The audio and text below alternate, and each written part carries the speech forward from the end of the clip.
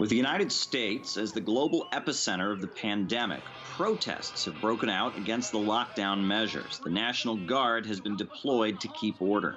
Time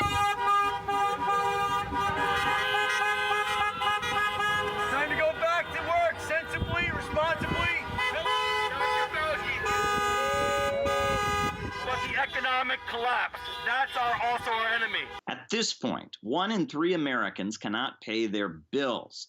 22 million Americans have filed for job loss benefits in the past month. These are the worst numbers since the Great Depression.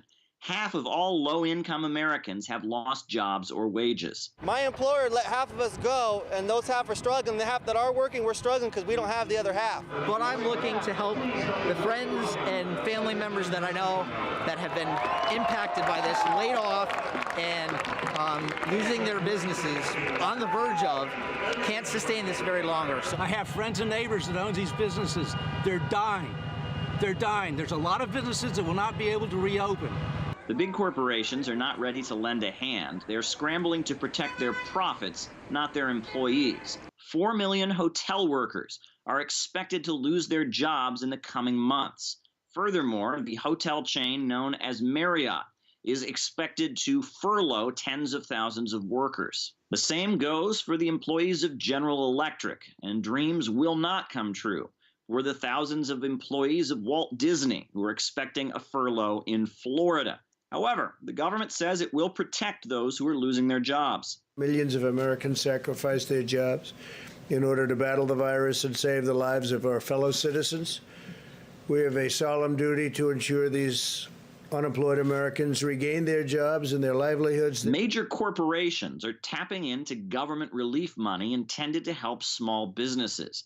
Meanwhile, the 4 biggest banks in America have been hit by a lawsuit saying that they're giving unfair priority to big corporations and not providing loans to the small businesses that desperately need help.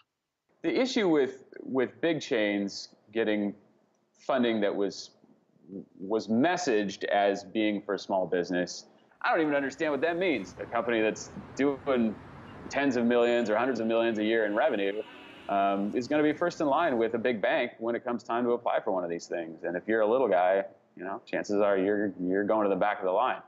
The government has been apologetic. I was pleased to see that Shake Shack returned the money. The intent of this money was not for big public companies that have access to capital. Many see the big corporations as putting the needs of their employees last and manipulating the system in order to protect themselves. However, if they don't turn to helping the little guys soon, the coronavirus pandemic could be a catalyst for a violent backlash. Big corporations, they really shouldn't be getting anything. A lot of the big companies, before this occurred, they were loading up on cash. There was a dash for cash. They are fat. A lot of these companies are fat with cash. Those who have the correct connections here with the Trump administration, they'll do quite well. I mean, a good example are the airlines. The airlines are getting $58 billion. The big corporations are quite well taken care of. And, it's the folks in the middle. It's the middle class. It's the small business. They're the ones who are paying for it.